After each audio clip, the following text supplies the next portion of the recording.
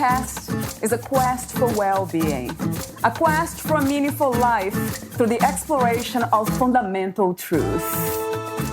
Enlightening ideas, insights on physical, mental, and spiritual health. The inspiration is love. The aspiration is to awaken new ways of thinking that can lead us to a new way of being well. Some of the topics are addiction, fear, faith, self-compassion, relationships, codependency, emotional intelligence, and more. Welcome to Body, Mind, and Soul Healing Conversations.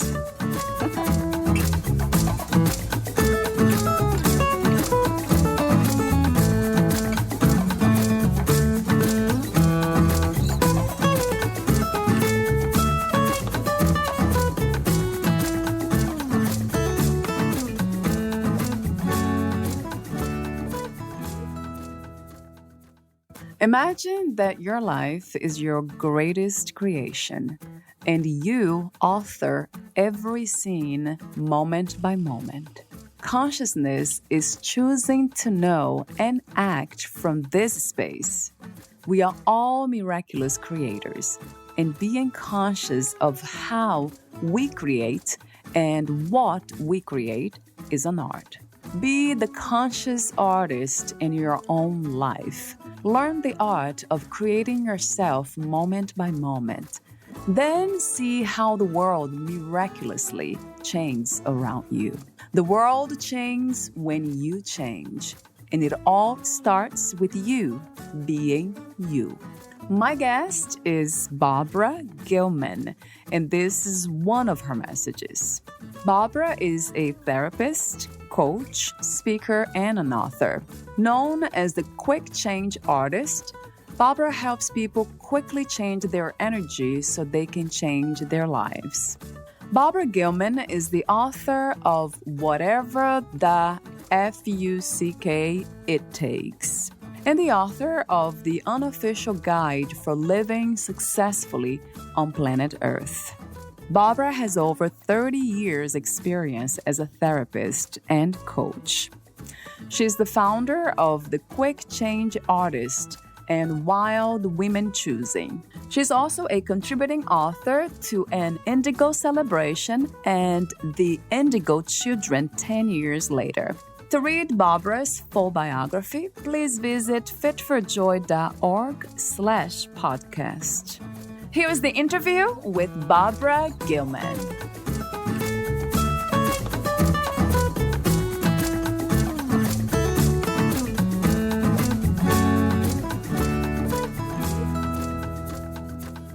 In your own words, who is Barbra Gilman?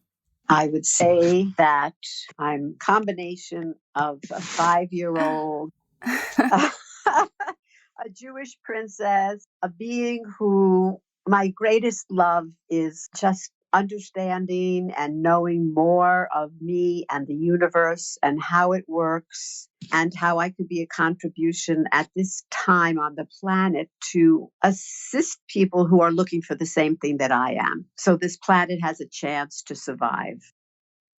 That is interesting. So before we talk about shift of energy, life change, consciousness or conscious choices, I'll be asking you now a few general questions, warm-up questions, I call them, as I explained before. The first question is, what is another word for life? Another word for life. I've never been asked that question. Well, the first thing that popped into my mind was play. That sounds good to me. Yes, I know. Well, I think basically we're here to play. I think most people believe that we're here to do. And as I say, I don't think it's offensive, but you know what do is. So the point is that when we play, we're closer to being who we truly are. And you can't go wrong. You're just out there and receiving the energy from the universe and playing with it, and magic happens. We'll get more into it later on. I'll be asking more specific questions about life and this playfulness, what to be playful means. My next question is, what motivates you to be a good person and to do good in the world? Well, it's interesting. I just had a client. We were talking about something like this. I somehow the word motivate doesn't resonate with me. For me, it's just who I be. I mean, it's just who I am, and that's just how I function. I had an amazing mother, an amazing Jewish mother who was just pure love. As a matter of fact, I'm looking at her photograph right now. And everyone who sees the photograph just looks at her and says, "Oh my God, you could see the love." And so, because of her, I think I am a part of me is from her, the love that she had, and I have that, and that's what I be. And I love being the contribution to people, to be there to just sort of assist them in them allowing themselves to be who they really are. That's the greatest possibility that we have. You just mentioned love. What is love to you? How do you define love?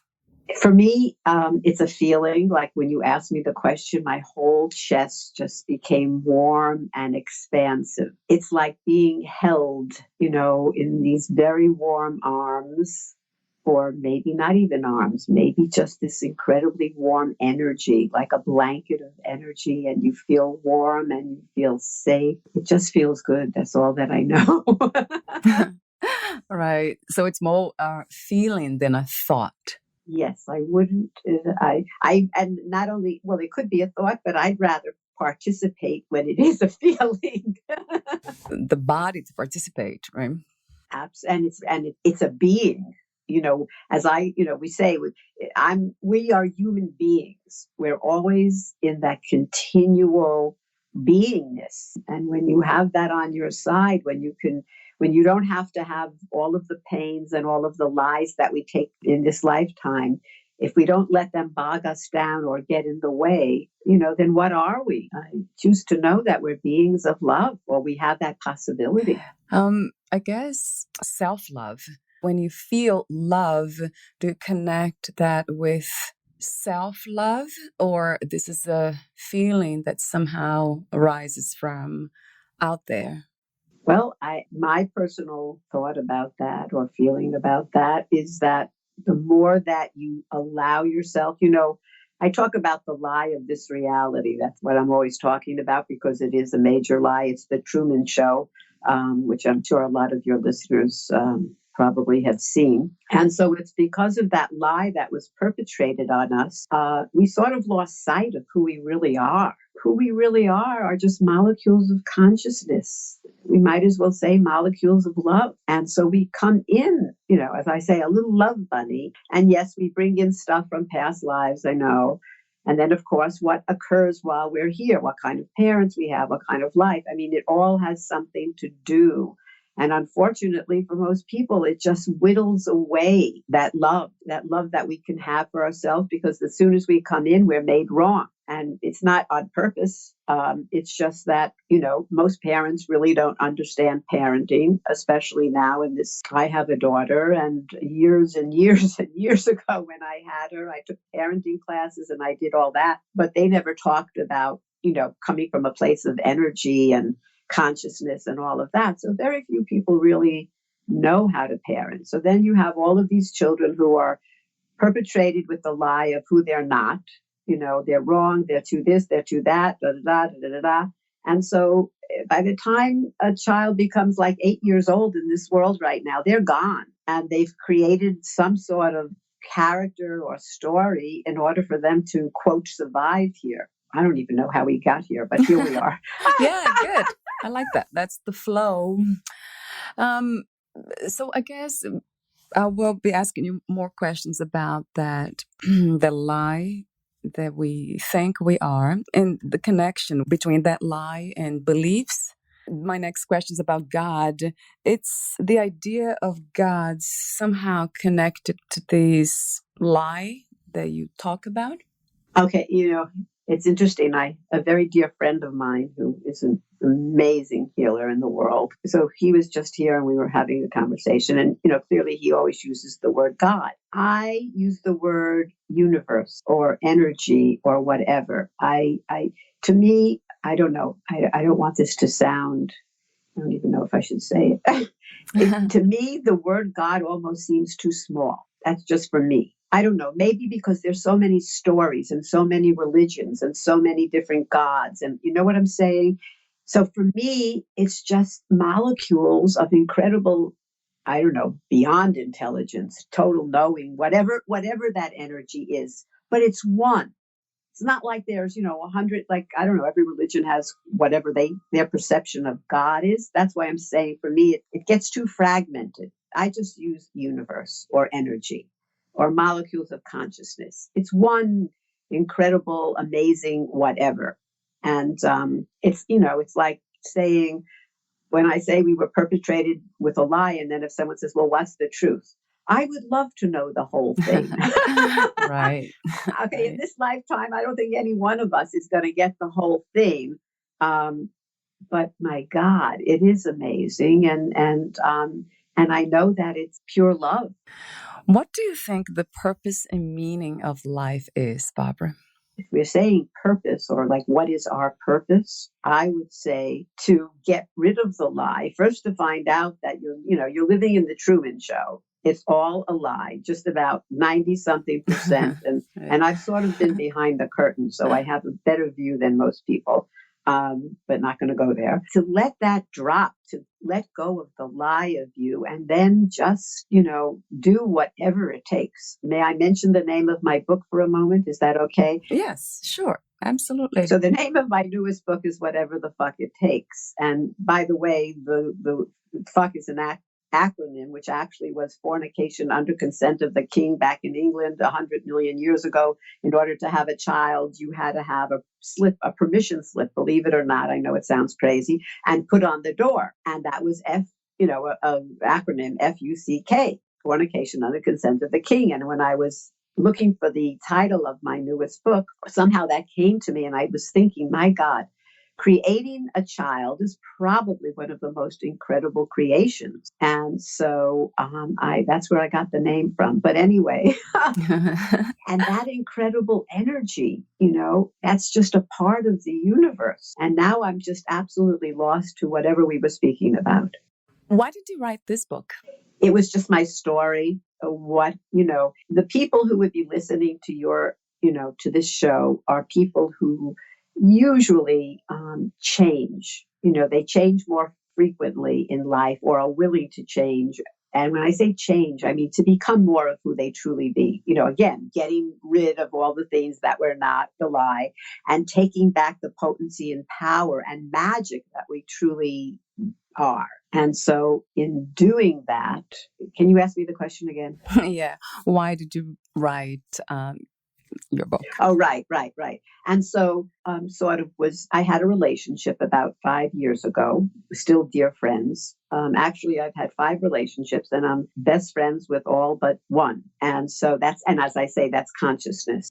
This was just the story of the changes that occurred in my life and through the body of work that I facilitate. And that story is really, in order to live out that story, one has to exactly do and be whatever the fuck it takes to get there.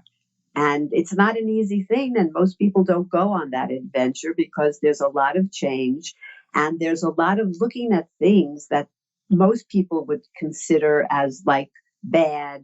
Why did this happen? This is bad. This is wrong. This is whatever. And one of the biggest things about consciousness and the way that, I facilitate and what the book is about is that if we haven't been sort of brainwashed the way we are here, and we weren't looking for results in life, we were just looking for the gifts of everything in every moment, which would mean, what if there was no wrong? So what if, whatever, having cancer, getting a divorce, having someone die that you love, whatever it is, what if there was nothing that was wrong? What if everything was simply a gift? And in each gift, if we look, we find it. And that gift gives us a little bit more of the power and potency and magic that we truly be. And for me, that's what life really is. Mm. A gift Yes, everything. in every way, right? Everything is a gift if you look at it that way. But if you jump into the fear and the wrongness of it, then of course you won't get to see it because you'll be drowning in the lie that you just bought.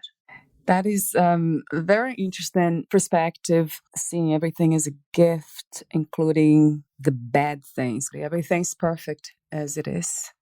Exactly. Like usually, in the work that I facilitate, not only myself, but so many of the other people who do that, if we're ever being interviewed, and of course now I have so many interviews because of my newest book, and basically, but what we say is like, even when we're creating the names for the classes, pick any name. It doesn't make a difference, okay? Because the bottom line is we're going to be speaking to the energy of the people in the class, and that's going to change. So it's like, what's the difference what the label is? Like you're saying, there's good and there's bad. Well, I don't see it as good and bad. I see it as the gift. And if you look into, it's like saying you find a bag in the garbage on the side of the garbage where they keep the garbage. What happens if you looked in it and there was whatever, whatever would be wonderful for you, whether it's a bag of money, a bag of diamonds, or a bag of candy? It doesn't make a difference. It's always going to be there because the universe is not going to, there's going to be a gift in everything. And that's really why we're here. What is the gift? One of the questions in the body of work I facilitate, which by the way is called Access Consciousness, and it's taught in 179 countries. It's literally the leading edge of consciousness on the planet right now. And I've taken just about every training there ever has been, starting with the psychology and then going on. But the thing is, when you can be in life and having that belief system, point of view, whatever you want to call it, life becomes a different journey. Yeah, it takes being open, from what I see, just as open-hearted and open-minded as we can, if possible. And if it's not, it's okay too. I love the idea of accepting. Oh no, listen, we have many lifetimes. We'll come back around until we get there. Well, that's another topic. I'll be asking you that question in a few minutes about reincarnation, life continuation, or mind continuation. For now, what is the difference, Barbara, between consciousness and awareness? I guess in one way they sort of go together, but the way when I talk about consciousness, and again, most people really have no clue what consciousness is, and the way that I look at it, and also this is just again through the body of work I facilitate, because we're sort of like all in it together and going on this certain path, which is consciousness, but it's being in a place with no judgment, living in total allowance and never having judgment, other than in the nanosecond that something occurs, you might have a point of view about it, but you're not going to be judging it. It's not going to be a good or a bad, because you know that you have the tools, the energy, the awareness, whatever you want to call it, to, as I said, change that. If it looks like, oh my God, this is horrible, well, is that true? What else is possible here? How could this turn out better than I can imagine? You see, the universe has been run on algorithms, not going to go there, blah, blah, blah. But a question is an algorithm interrupt. So whatever is going on in one's life, all you have to do is ask a question, just as I just said. Something happens, it doesn't seem right compared to, whatever. And so you would simply ask, what's right about this I'm not getting? Because in that moment, you don't get it, because it looks like, oh, this is so bad. This is so wrong. And then when you do that, the universe simply will send to you, okay, the energy that matches that limitation that you're in the moment. So it could be as simple as, I just had a client who left a little while ago, and she was telling me, this was the second time that she came, And she said, "Oh, I used the question, and something occurred, and I thought it was horrible." And I said, "What's right about this?" She said she felt really wrong. She did something, and all of a sudden she went into the wrongness of her and what's wrong with me and whatever. And so she said she asked the question to the universe, and then a friend called to tell her that last week when they were having a chat, whatever she said changed her friend's day. And she felt so wonderful, and the friend was thanking her for that. And there it was. She's thinking how bad and wrong she is, and all of a sudden she gets a call telling her how wonderful and thank you for the contribution you were in my life because you helped me to look at life in a different way. So asking questions is just magical. Rather than accepting the answers, right, given by other people or society. You're looking for answers out there. Rather than going into conclusion and decision about something that's not even real, that's not even true. And that's what we do here. We jump into conclusions and decisions, and then we're stuck with them, where you could just ask a question: what's right about this I'm not getting? How can this turn out better than I can imagine? What else is possible? Simple questions that children ask. And I mean, I have 8-year-old children that'll come to my classes and or work with them, and they get it before their parents get it. I mean, it's so simple. It's just so simple, and that's what reality really is. Mm. Wow, I love that, and I believe in this. I call it a method. This is a great method for accessing what I call peace, inner peace. Absolutely, best one I ever found. Right. I think the challenge, what came to mind now, the situation would be like a mother who has lost her child.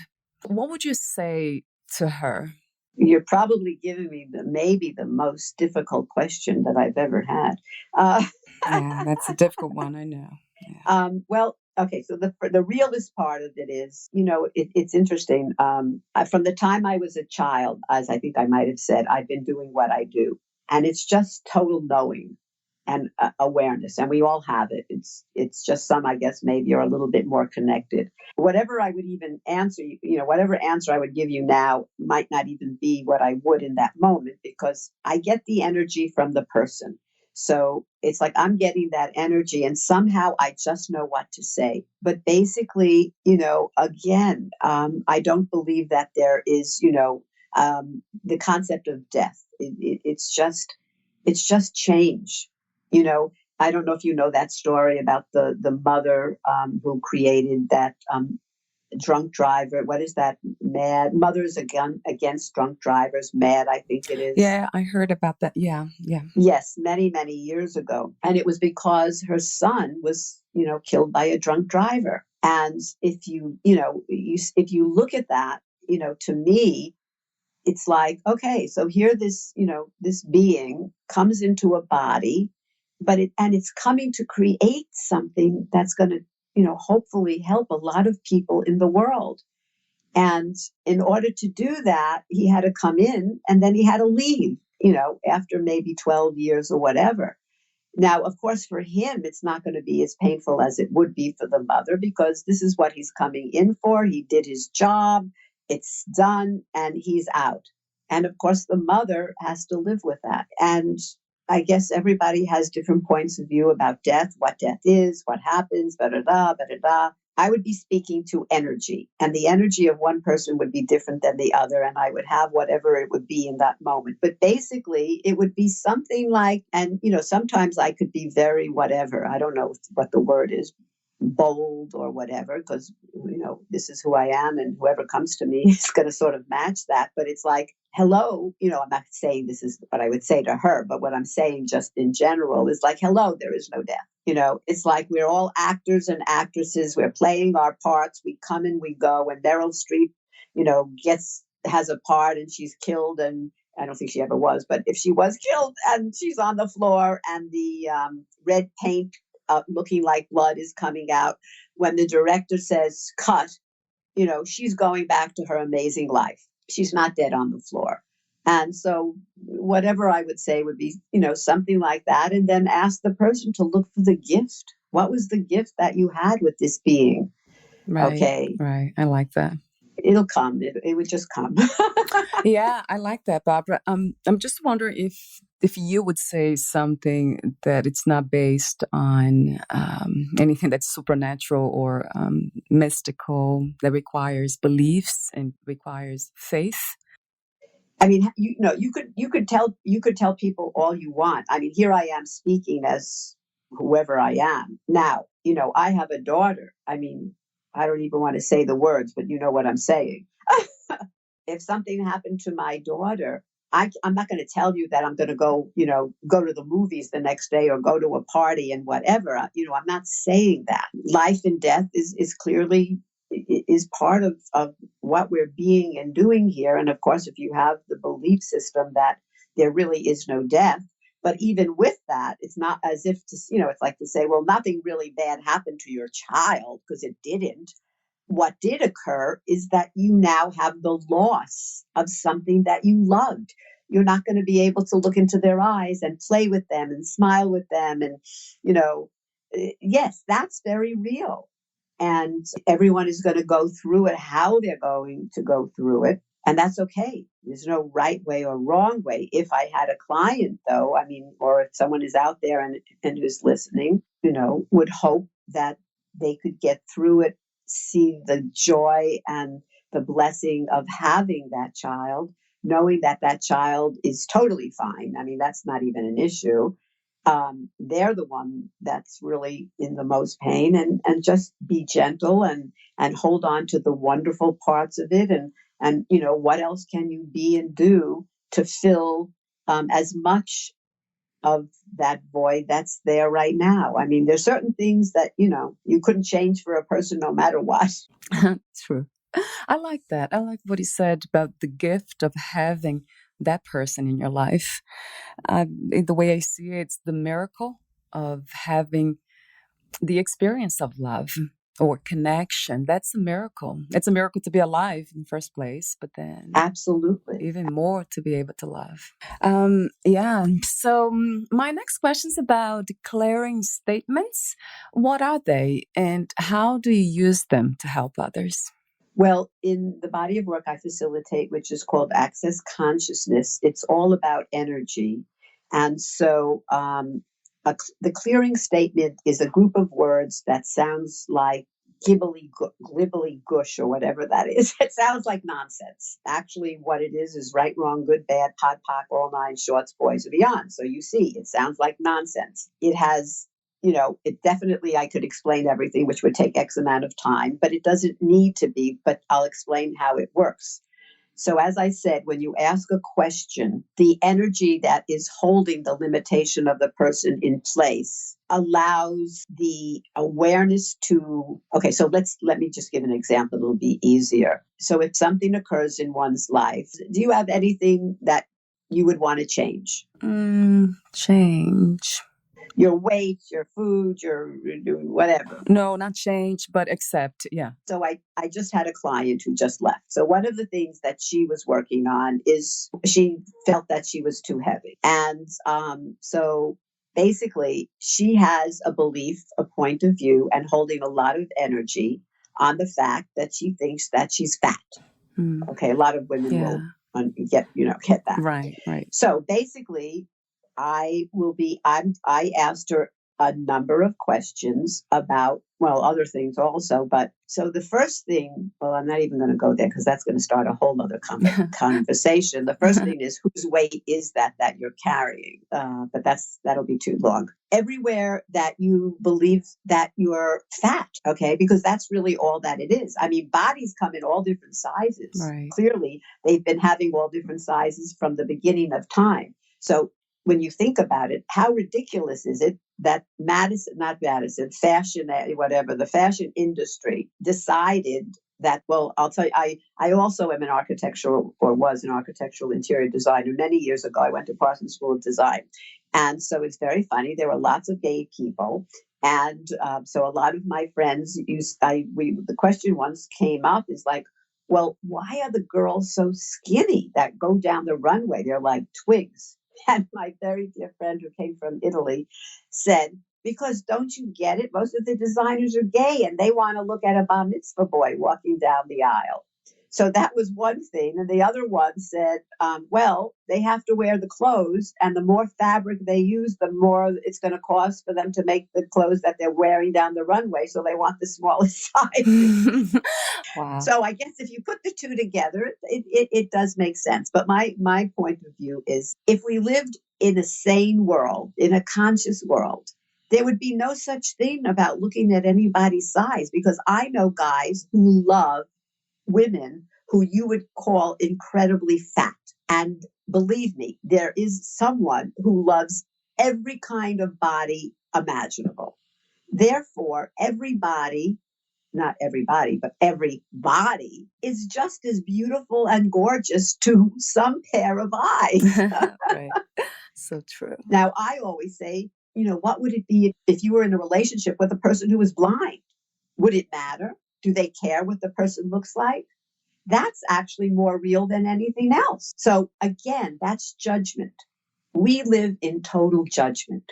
What would occur if we lived in total allowance, where everything was a point of view, which it is? You have the point of view that you don't like fat people, or you don't want to go out with a fat guy or girl or whoever. Everyone has their own point of view, but there's none that are right and there's none that are wrong. They're just different, right? It's just different. So true. And then, of course, you could always go to the person now who's out there. I could feel them right now saying, but what about killing? Oh, okay. Right. But it's the same thing. If you were in the army and there was, quote, an enemy, would you kill the person? Yes, you would. So everything boils down to the same thing. It's just everything occurs in nanoseconds, and it's going to occur based on the person's point of view, and hopefully they're conscious. That's all I could say. Yeah. It makes a lot of sense to me. And then when you said, that for someone out there, you might be perfect. I like to think that person is yourself. Well, let me just. That's just what I was going to say. I was going to say, let me stop you. Yes, let the only person who has to think that you're perfect is you. Right. That's right. Because everything starts here, right? With us. It's not out there. Exactly. Let's talk about resistance, magic, and infinite possibilities. I actually want to know, how do you connect these elements to the F word? I don't totally put the combination together. But so if we're talking about doing and being whatever the fuck it takes to be you, then it's going to be exactly that, whatever it takes. And so every person is like a different recipe. So right. For some people, and I don't even know if I'm giving you, because I don't totally get the whole thing, but everyone is going to show up. It's like saying, if you gave, I remember there were people, that used to be a thing that people would say, I don't know, if you give someone, it was a certain food. Well, maybe it's pizza. Pizza is one of my favorite food groups. Okay, so if you give 10 people sitting around a table a slice of pizza to eat, let's say that X amount of them are going to eat it this way. They're going to fold it and eat it like this. X amount are going to eat a fork and a knife. I don't know what state they come from, but not New York. Some people, kids, will take the cheese off, or they'll take the mushrooms off. You see what I'm saying? Everyone is going to do everything in the way they're going to do it. And it means nothing. The only thing that I would say that means anything, if we're talking about if anything does mean anything, is it going to work for them? I mean, ultimately, if you just chose to ask the question, what can I be or do here that would actually work for me? Everything would change. Because the lie that we were perpetrated with has created a planet where most of the time, most people are choosing against them because they bought the fact that they're wrong, which was the greatest lie available. So if you believe that you're wrong and there's something wrong with you, you're too fat, you're too skinny, you don't have enough money, you have too much money, you're this, you're that, you're blah, blah, blah, blah. It's all nonsense. So I guess that makes me think about fear, resistance, fear. Why are we so afraid of chaos? Well, it's very interesting that you mentioned those two words. So, fear is not real. It's false evidence appearing real. And we live in the vibration of fear, but in reality, again, is it real? Would your fear actually be a real thing when it's going on? Or are you picking that up from someone else? So, as I said before, mostly everything we think and feel is not ours. We're picking up the energy from other people. And I'll just give everyone a little tool here. Whenever you're feeling or you're in the energy of anything that you really don't want, all you have to basically say, well, you could say, what's right about this? I'm not getting. Or you could say, return to sender with consciousness. Now, this, I know it sounds so simple. How could it work? Trust me, it's been in the morphic field for over 30 years and it's energy. The energy will literally leave you and go back to whoever it belongs to, whether it's the person sitting at the next table to you, a person who is, in Paris somewhere, depending on how far your connection goes. These young children, I know a young boy who actually does this work, who telecommunicates from the United States with a little boy in Paris, and they don't use a phone. So again, everything is possible. And our younger generation is energetically totally different. It's a different species from who we were, and that's the good news. But and now I lost where I was, which you can see I do a lot. Yeah, that's absolutely fine. We were talking about resistance, fear. Oh, right. Oh, the fear, false evidence appearing real. Yes. Well, and I would just say to anybody, who gets into that energy, because clearly there's a lot of, but most people do get into that energy of fear, but I would just ask some questions. And the first one would be, who does this belong to? And as I said before, if you ask the question and it's really not yours, it'll go away in seconds. That's the first question. And or what can I do or be with this to change it? And again, you'll just get the awareness of or it'll just go away. Yeah, I like that a lot. I have been using this method for a long time. Every time I feel that there's something, the body's reacting to something. Because it's interesting, because the body holds a lot of emotions, trapped emotions. And that's interesting how that's real. And a lot of times these energies are released and they are communicated to the mind as fear. It feels very much like something that Yes. And the thing is, and again, it's like, I'm trying to think of an analogy, because we're moving from, it's like saying we're moving from one planet to another. I mean, that's really what life on this planet is really like now. And so you have most of the people who live, they live outside of the awareness that we're basically talking about. Okay, if you mentioned energy, I don't know what they'll think of energy as, whatever. If you're talking about magic and us being I mean, it's a whole different. They just, I mean, not to make one right or better or whatever, but it's just a different language. I mean, if you spoke Russian to me, I'm not going to understand what you're saying. That doesn't mean I'm a dummy. It just means I never learned it. So right now on the planet, we're sort of in between this change. So people who, again, I started in the spiritual world when I was 12 or 13. As I said, I was doing what I do now. I had the awareness. So I started in the spiritual world, and then I got to a place where I found the world of consciousness and energy. And for me, they're two different things. Not that they don't sometimes have.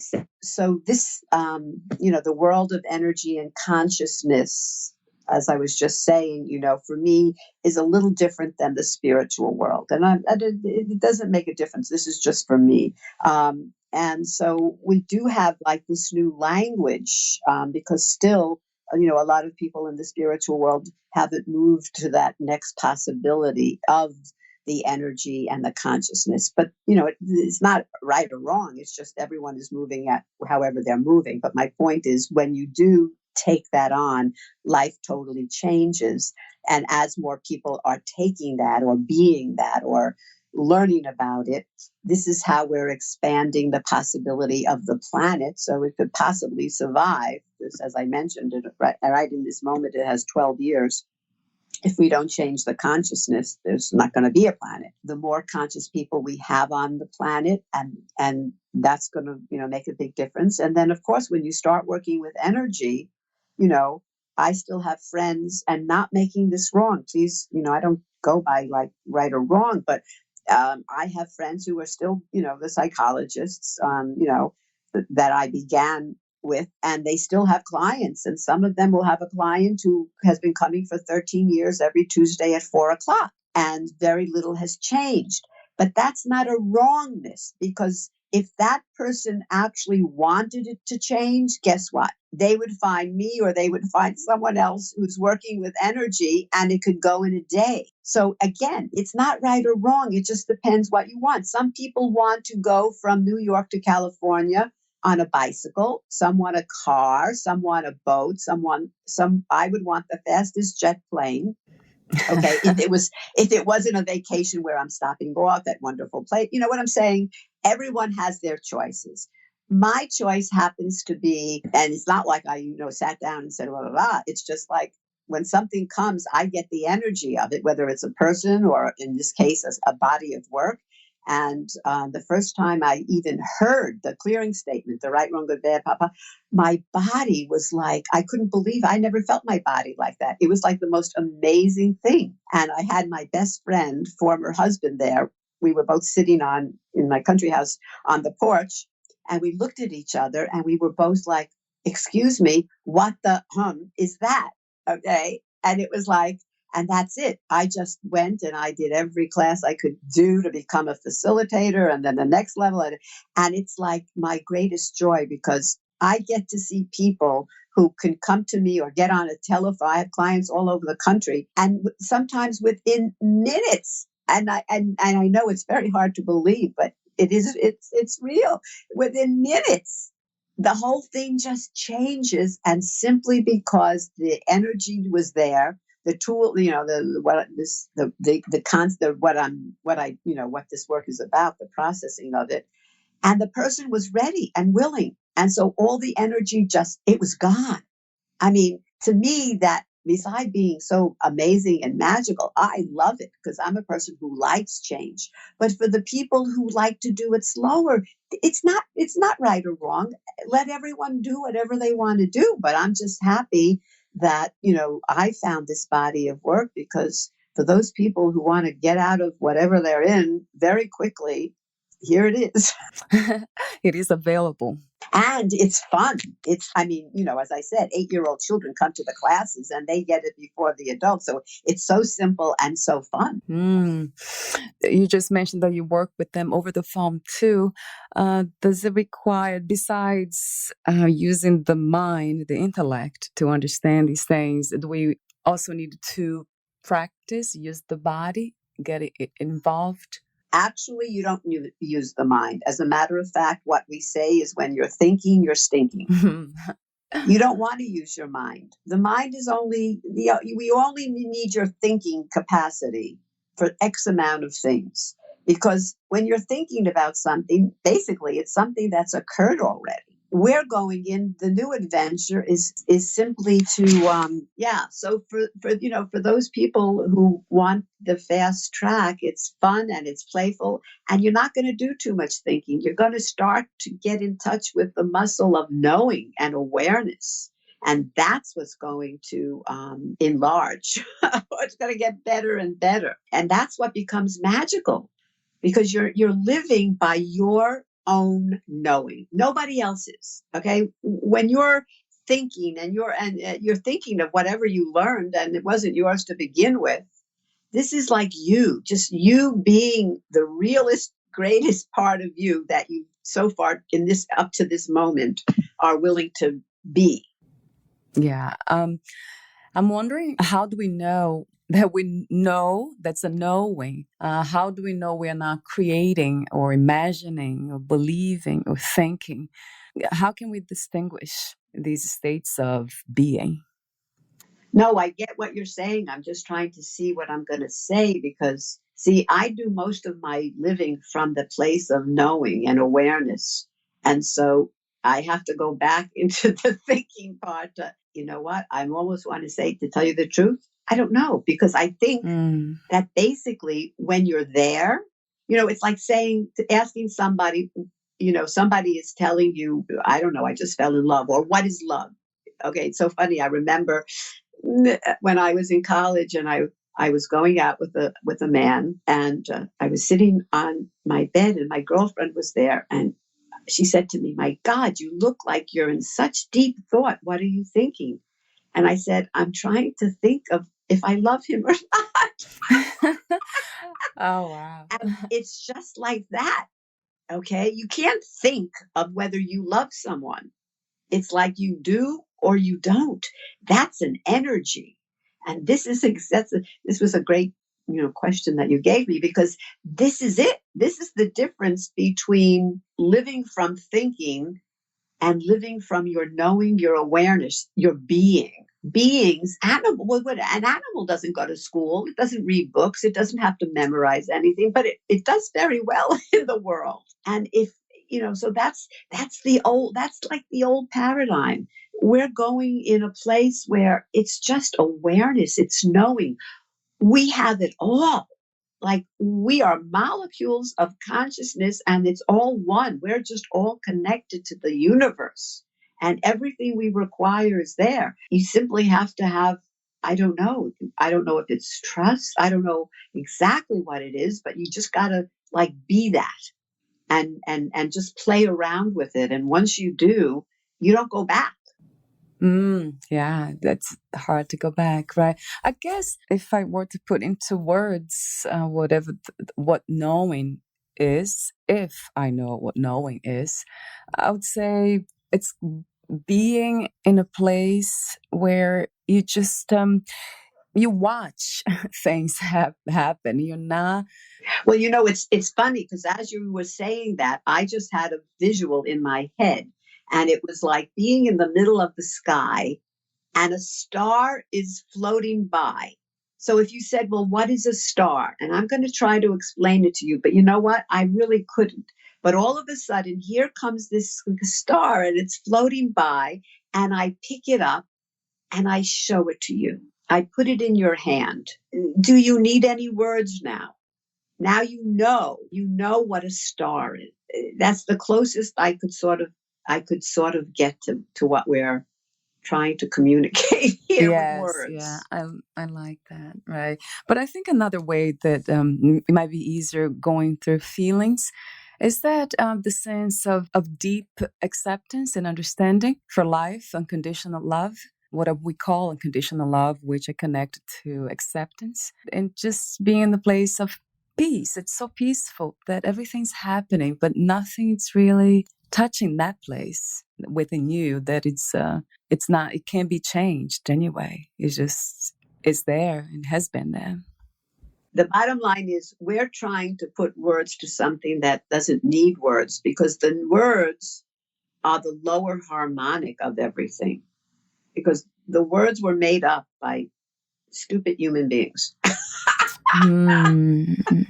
Okay, but what you're saying, yes, I get it. And yes, that's the closest you can get to actually describing or using words. Yes, right. Which is the When you're in love, or when you have a baby, I would say, not for every single mother or parent, but I would say most of them, when that baby is put in your arms, or that new puppy is put in your arms, or that love is right there in front of you, you don't need anything. You don't need a word in the world. You could be deaf, dumb, and blind, and you'll get it.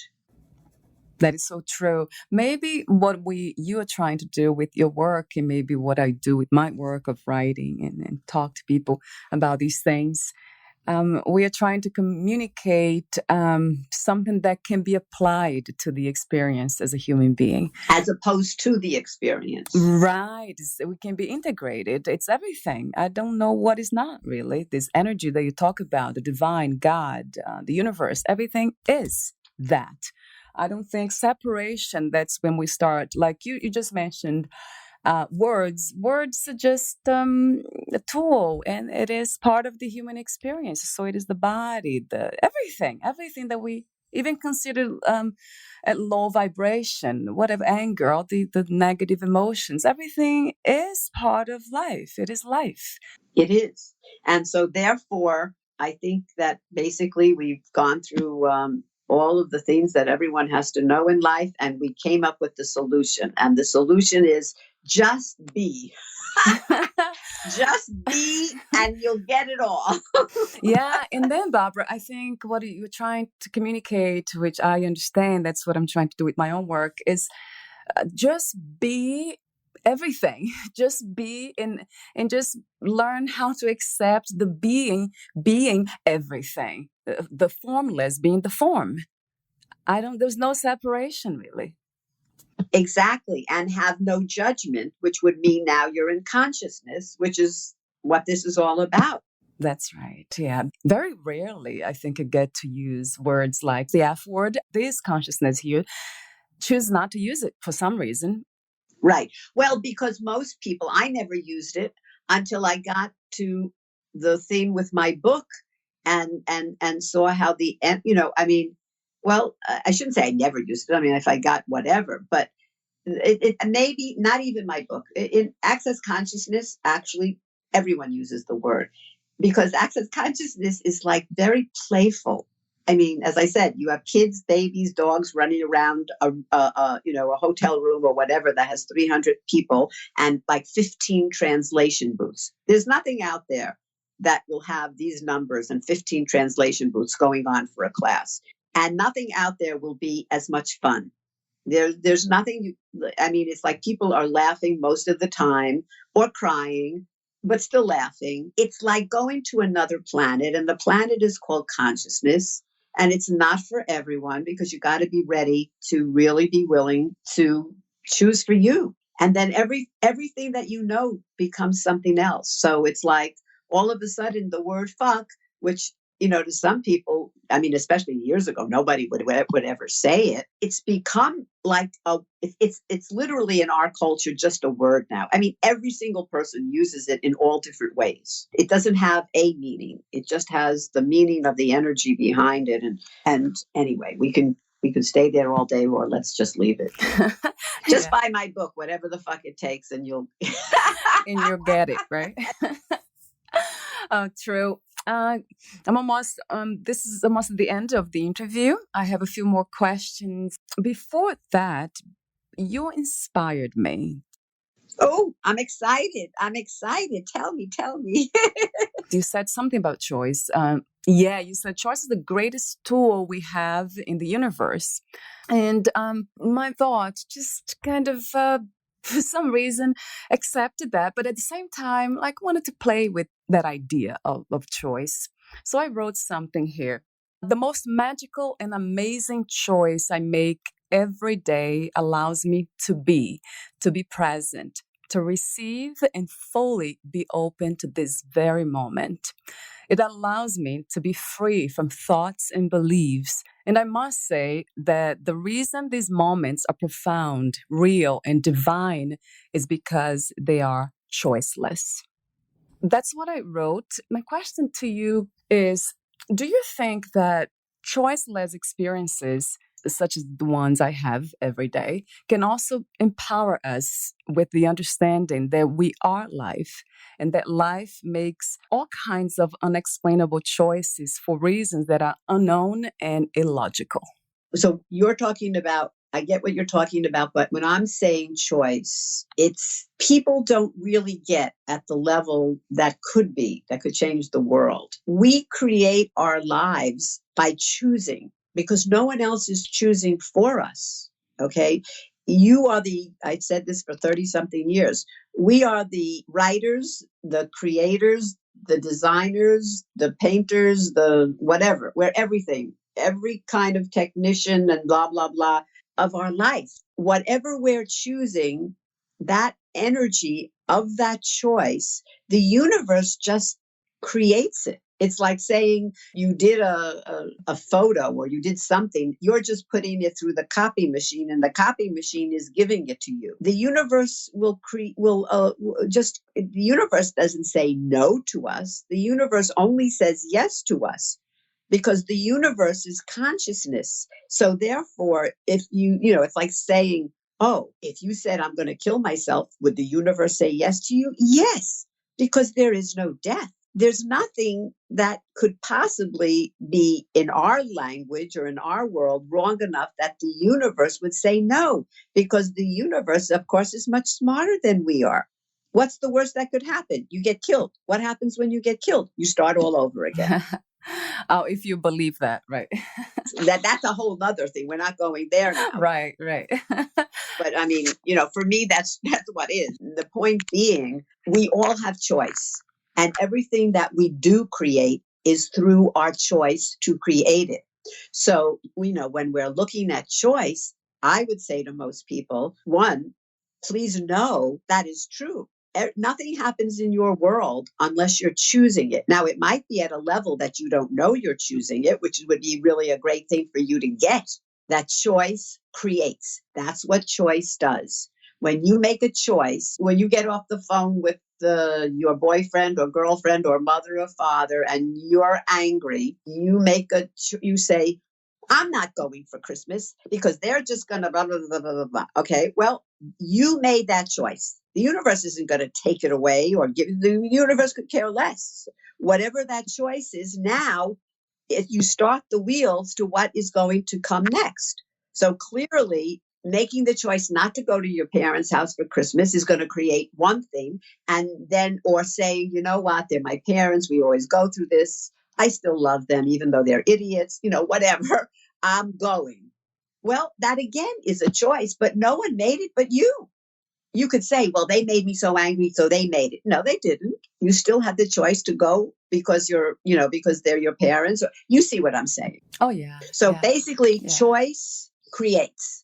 And nothing occurs in one's life unless they chose it. So if people really understood that they're choosing everything, there's nothing that we're not choosing, life would start to become a little different because they would start to pay more attention to what are they choosing and what can they choose after they choose that one thing that might not be working for them. Right. Yeah, I guess the choices, yeah, when it comes to choices, what I think so they are very limited in the sense of we can choose to make good choice, bad choice, better choices, and that's all like based on programming, beliefs, and how much your experiences and all that. But then when it comes to living this amazing life, I think the opposite, being the more you are in that place of not choosing, it's where the magic really happens. Because choices, they are limited by nature because they're connected to beliefs. And beliefs are not, a lot of times they are disconnected from reality. And also beliefs are connected to expectations. Then we believe something and then we make a choice based on that belief that life will be better. But then what about if it doesn't? And then we're disappointed.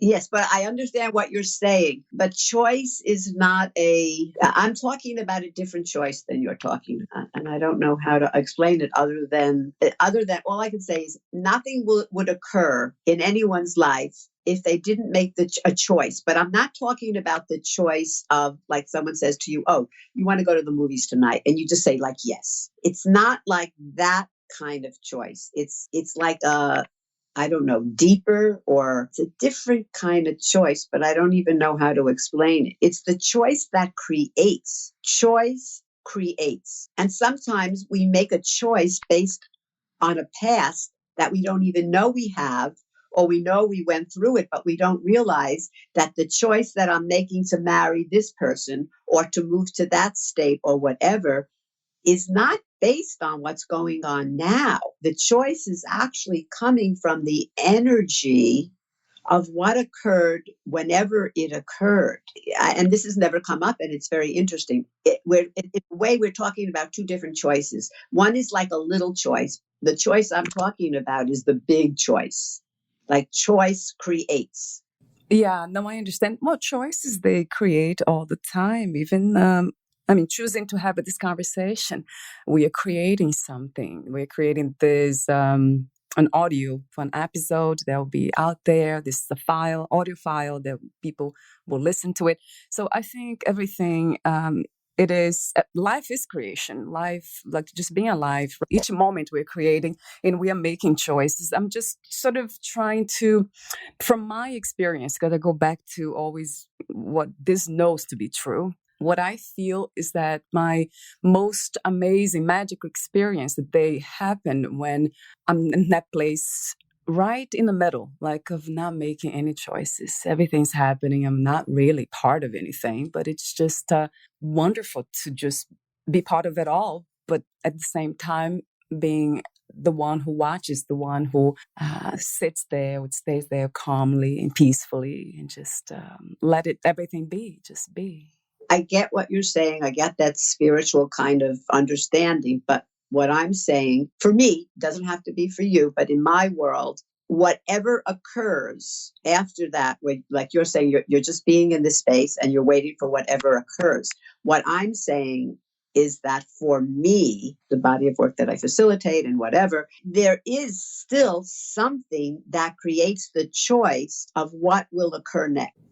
Oh, yeah, absolutely. What you're basically saying, it's like, okay, the universe is whatever, but the universe is basically going by our choices. Our choice, it's like saying, someone could say, well, would the universe or would God kill a 3-month-old baby?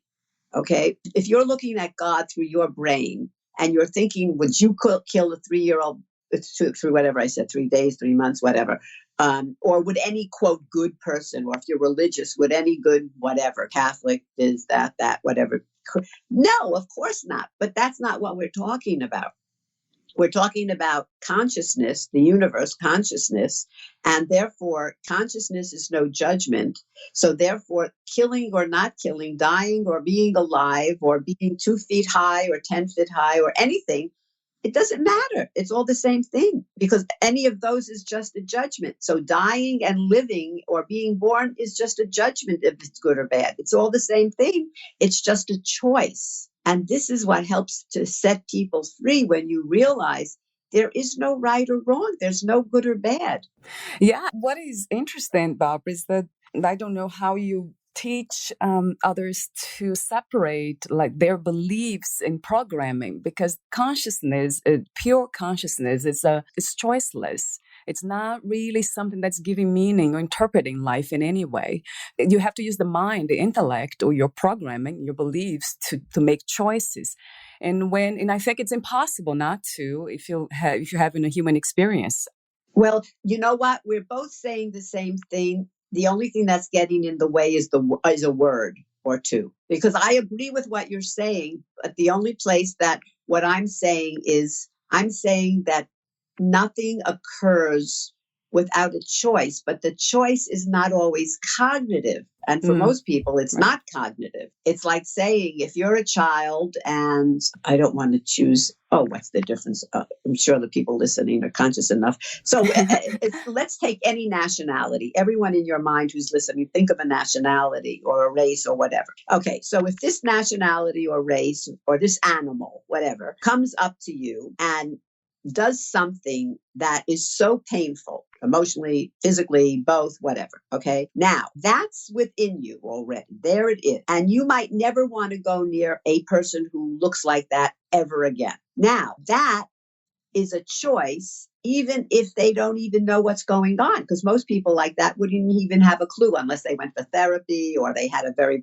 aware person or whatever. So when I say choice, I'm not talking about like the cognitive, like, okay, I'm thinking about something and I'm going to make a choice. I'm thinking from like a bigger level where choice is being created based on the energy the person is holding. If you said to them, well, you know what, you chose this. I mean, and you're in the world you're in. I'm sure a lot of people have said that. If you said, well, you chose it. What do you mean? I chose this. Are you crazy? Because in the regular world, they don't get that. So what I'm saying is that big choice is being made simply from the energy the person is holding.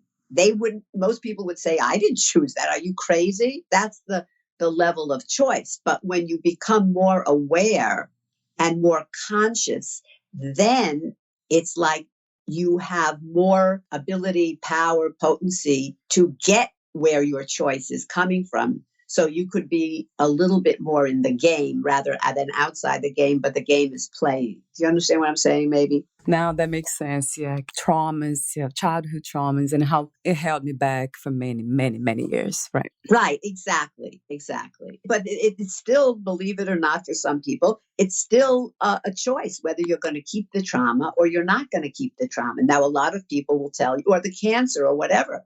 It's like, I think I mentioned my former partner, I don't, with the healing. The cancer could go away in hours. Well, how is that possible? Because they're actually choosing it and they have someone who could do what they do.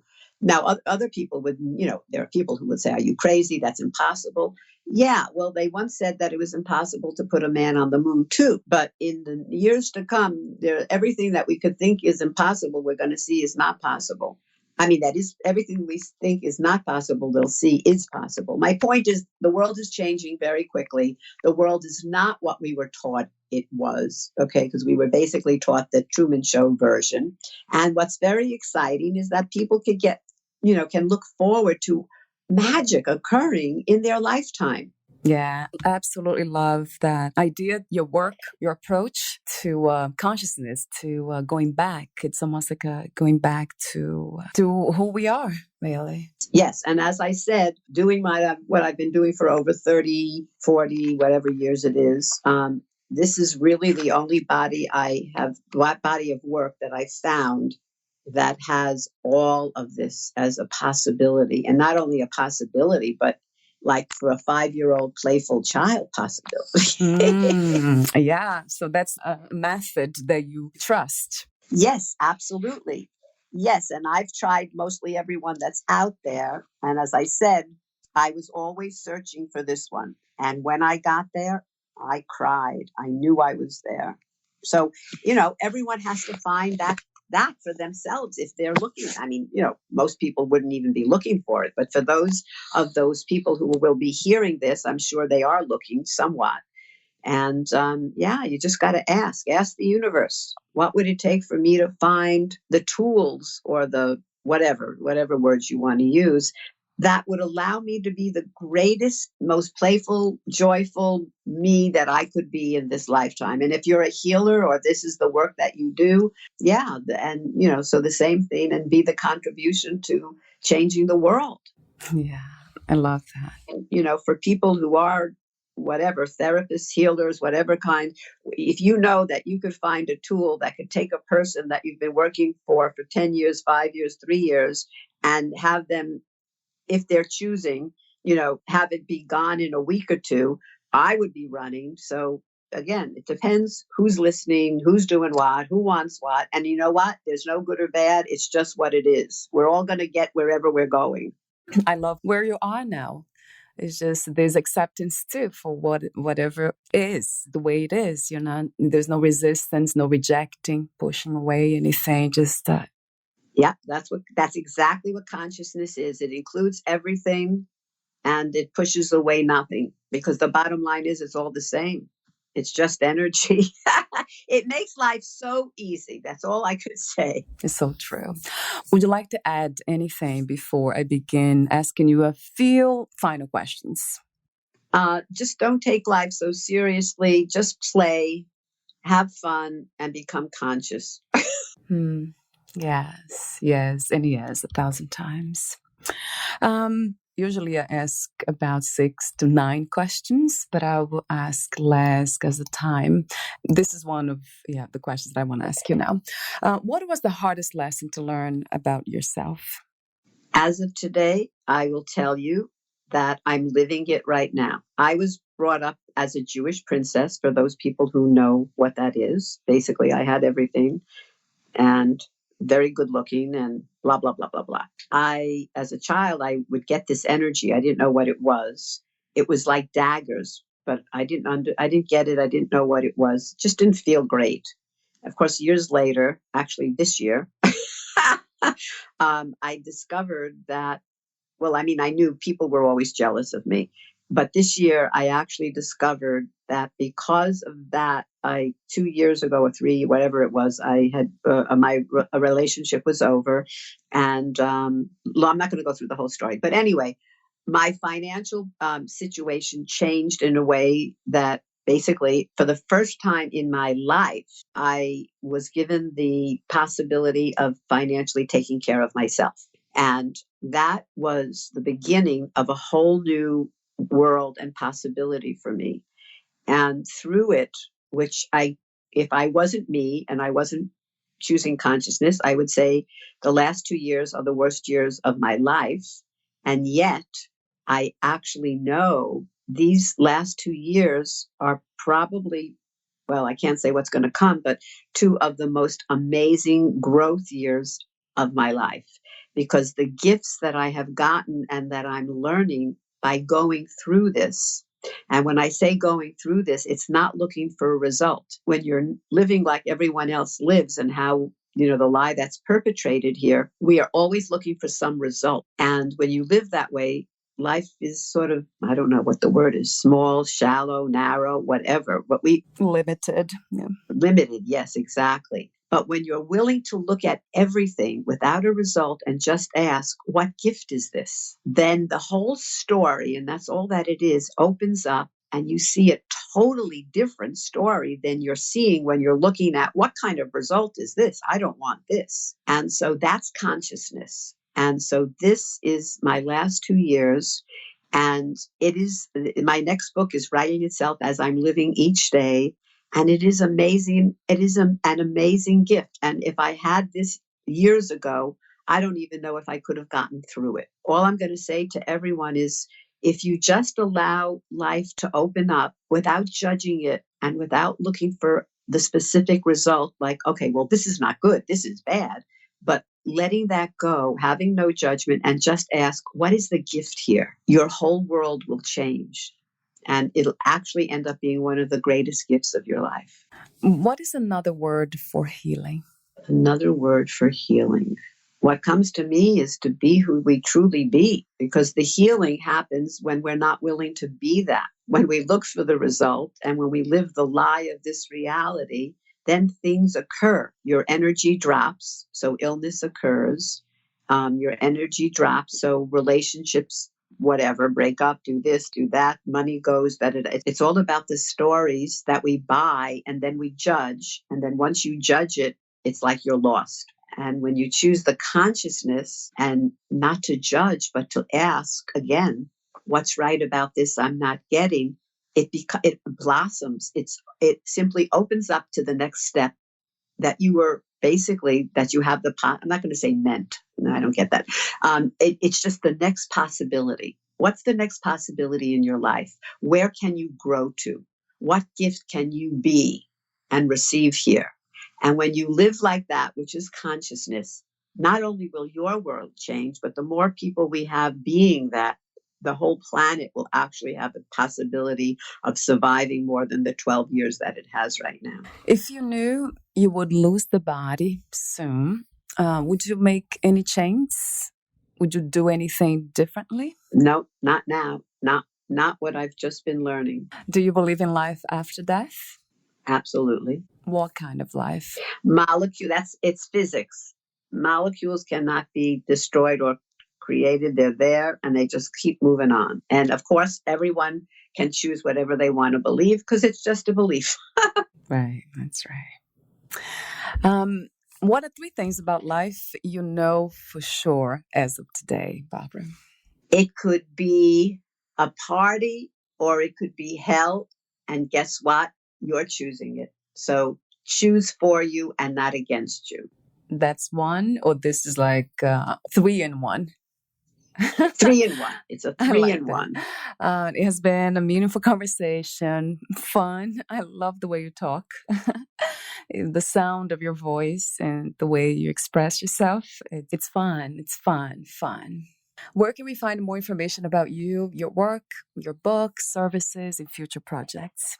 My website is the quickest, and it's Barbara, and I spell it like Streisand, but don't expect me to sing like her. So Barbra Gilman, G as in girl, ILMAN, BarbraGilman.com. And if you live in New York, I'm right here. If you live somewhere else, you could put groups of people together and I'll come, or you could be with me on the phone. Everything is possible. Your choice. Right. That's great. Thank you so much again, Barbara. And I'll talk And to you thank soon. you. Let me thank you for being you and allowing all of these speakers to put out their 2 cents of whatever they're doing, which will match whoever matches that and change the world, my dear. So thank you for everyone. Thank you. I'll talk to you soon. Bye. Okay, bye.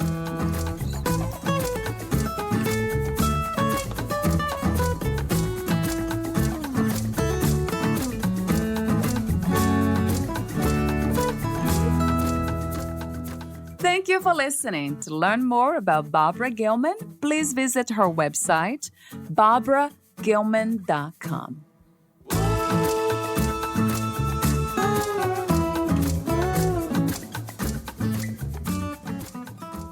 To learn more about this podcast, please visit fitforjoy.org/podcast. I want to thank the Patreon members, Lawrence McGrath, Mark Basden, Terry Clayton, and Aidan Vickrock. Thank you again for listening, and bye for now.